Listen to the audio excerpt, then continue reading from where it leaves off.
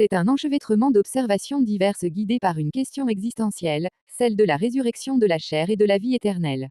Une question que l'écrivain espagnol Javier Cercas, athée, tenait à poser à François, le pape, pour la transmettre à sa mère, fervente catholique convaincue qu'elle retrouverait son mari après la mort. Traduit chez Actes Sud ce 3 septembre, le fou de Dieu au bout du monde s'apparente ainsi, par son sujet, à une rédemption de l'écrivain, je dirais même une résurrection, si cela ne sonnait pas comme une plaisanterie, note le journaliste Juan Marqué dans El Mundo. Ce dernier projet du célèbre auteur, Les soldats de Salamine, Anatomie d'un instant, l'imposteur, a pris une résonance particulière à la mort du souverain pontife en avril dernier, quelques jours après sa parution en espagnol. Dans ce livre hybride, fait d'éléments biographiques sur le pape, de réflexions intimes, existentielles ou géopolitiques, l'écrivain espagnol nous emmène en voyage en compagnie du pape François vers la Mongolie.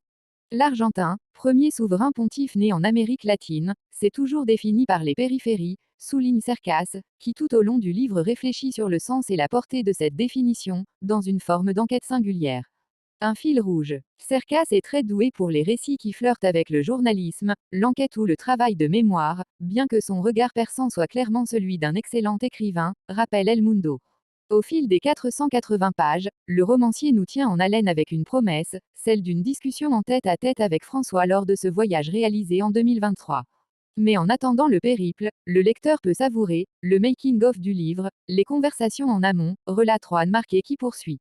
C'est d'ailleurs ce que j'ai presque le plus apprécié, je ne suis pas croyant mais j'ai toujours été attiré par ces dialogues entre personnes intelligentes et cultivées sur des grandes questions existentielles, et ici il se déroule avec une excellente tenue théologique, pédagogique mais rigoureuse, beaucoup de cordialité et ne s'interdisent pas quelques médisances savoureuses. En bref, l'idéal.